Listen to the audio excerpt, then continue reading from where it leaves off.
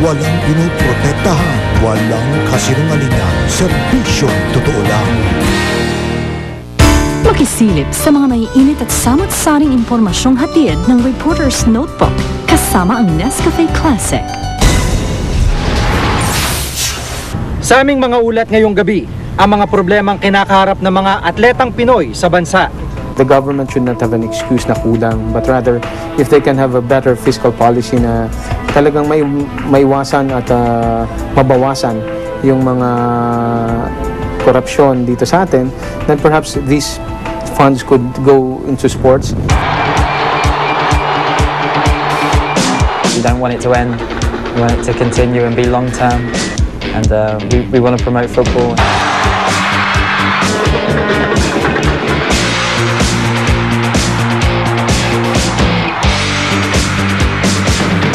At ang pagtaas ng krimen gamit ang baril.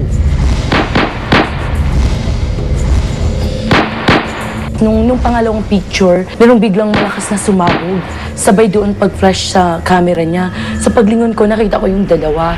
Sa tala ng Philippine National Police, patuloy ang pagtaas ng krimen gamit ang baril. Karamihan pa sa mga kasong ito, loose firearms ang ginamit. Sapat nga ba ang ginagawang pagbabantay ng otoridad?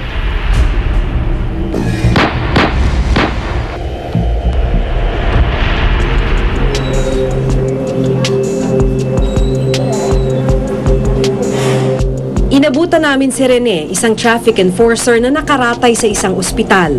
Noong nakaraang linggo, binaril siya ng hinahabol ang hinihinalang hold-upper. May lumapit sa amin, nakamotor. Sabi sa akin, kaya pwedeng pakitulong naman. Kasi may binaril daw sa Santolan. Inabutan namin sa may munggahan din. Sa business park. Nakita niya. Nabakan niya pakasal na kami. Tumapit din ako, hinawakan ko rin. Kala ko hindi na makakabaril. Siguro may kasama. Kasi hawak na namin yung kamay niya eh. Nagkaroon ng daplis sa kaliwang bahagi ng ulo at 2 tama sa dibdib si Rene. Kaya laking pasalamat niya na nabuhay pa siya mula rito. Gusto mo pa bang habulin kung sino yung bumaril sa iyo? Hindi na rin makahabol. Kaya ano na sila. Ligtas naman ako eh, okay lang. Sa tala ng Philippine National Police o PNP, lumalabas na sa mga nakalipas na 3 taon, tumaas ang bilang ng mga kaso ng krimen gamit ang mga baril.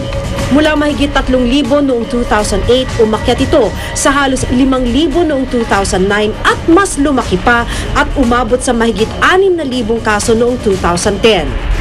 Sa pag-aaral na ginawa naman ng United Nations noong 2004, pumanglima ang Pilipinas sa mga bansang may pinakamaraming krimen gamit ang baril.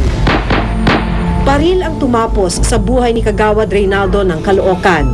Bagong taon ang paslangin siya ng isang di kilalang lalaki. Ang mas nakagugulat, nakunan pa mismo ni Reynaldo ng larawan ng salarin ilang segundo lang bago siya barilin. Di sabi ko, Dad, di ka picturean mo kami dito sa may kotse. So, nagpicturean kami. Tapos, nung pangalawang picture, merong biglang malakas na sumabog. Sabay doon pag-flash sa camera niya. Sa paglingon ko, nakita ko yung dalawa. Dahil sa ebidensyang larawan, kaagad natunto ng suspect sa pinagtataguan nito sa Isabela. Nang suriin ang armas na ginamit ng suspect, lumabas na hindi ito lisensyado.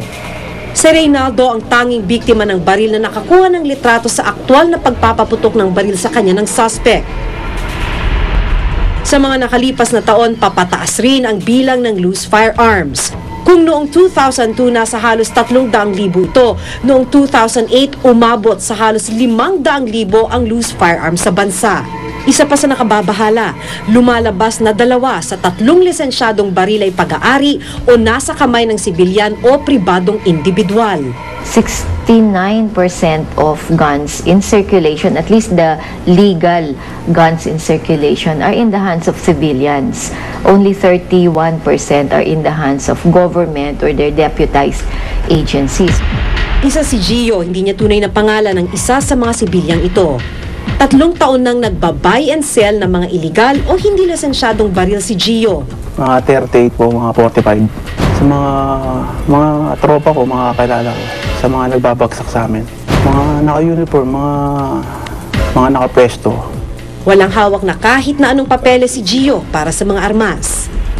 Aminado rin siyang makailang ulit na siyang nakabaril gamit ang kanyang armas. Ay, hindi ko alam po, napatay ko yung dalawa yun eh. Pero sigurado tinamaan sila. Isiniwalat din niya na karamihan sa mga armas na ito galing mismo sa ilang miyembro ng kapulisan.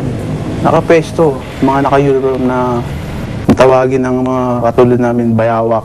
Doon naman sa mga baril na hindi lisensyado, may opportunity sila para malisensyahan ito. At pag nahuli sa possession nila, at least meron silang license. Ang aim nito is mabawasan talaga yung loose firearms natin. Isa pa sa pinanggagalingan ng illegal na baril ay mga underground na pagawaan. Una na kaming nakagawa ng istorya noon kung paano kadaling bumili at pumuslit ng baril sa ilang pagawaan sa Danao, Cebu at ilang bahagi ng bansa. Karamihan ng mga baril mula rito walang lisensya. Isa pang lihim na kalakaran ang aming natuklasan. Sa loob mismo ng PNP Krame Firearms and Explosives Office may nagaganap na kakaibang usapan. Isiniwalat sa amin ni Dave, fixer ng mga lisensya sa PNP, kung papaano nagaganap ang transaksyon. Gaya ng ilang fixer sa iba pang ahensya ng gobyerno, kadalasan ay may kasabot raw sila sa loob mismo ng PNP. Sa loob ng opisina, iaabot ng fixer ang papel sa kasabwat na staff sa loob nito. Kasabay ng papel ang padulas na pera sa ilalim nito. Siyempre, mabala talaga sila, tapos daming hinihinging requirements. Kaya dinadaan nila sa mga fixer. Minsan umabot ng 6 hanggang 10,000. Tapos, yun, di na sila pupunta at wala na silang new psychiatric examination. Ayon sa Arms Corps, isa sa mga lisensyadong dealer ng baril sa bansa, mahalagang dumaan sa tamang proseso ang pagkuha ng lisensya ng baril.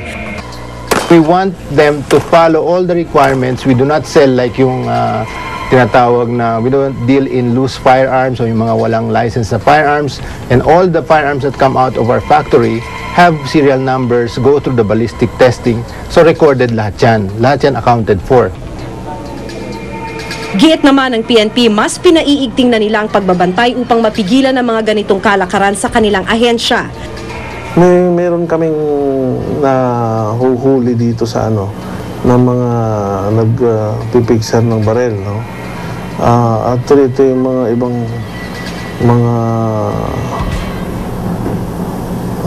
yung iba kasi dito napapatungan yung imbis na kung nandito na rin lang yung tao, bakit kailangan pa namin mag-facilitate, Kasi mas mabilis kasi dito. Kaya para maiwasan namin yung fixes, mas mabilis ang approval ng baril kung walk-in. Isinusulong naman ng grupong pro-gun ang pagpapadali ng proseso sa pagkuha ng baril upang hindi na gumawa pa ng illegal ang ilan. Pro-gun was the one that's proposed that the license should be issued to the individual and not the firearm. Kasi pag lilisensya mo yung baril and you have more than one gun, nakakatawan naman yung lilisensya mo bawat isang baril.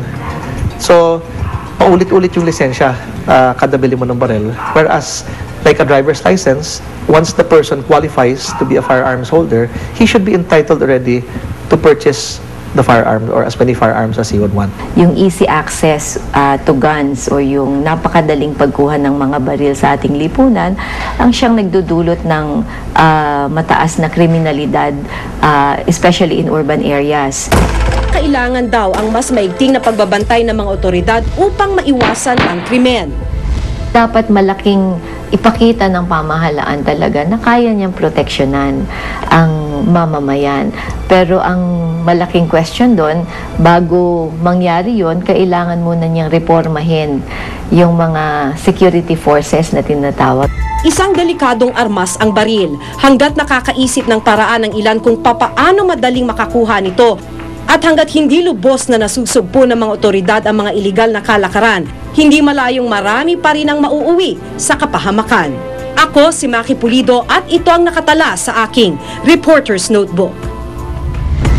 Mahirap maghanap ng sponsor kung wala kang ipapakita wala kang ibabalik. Kumbaga wala kaming fund noon Kahit yung PFF walang binibigay sa amin.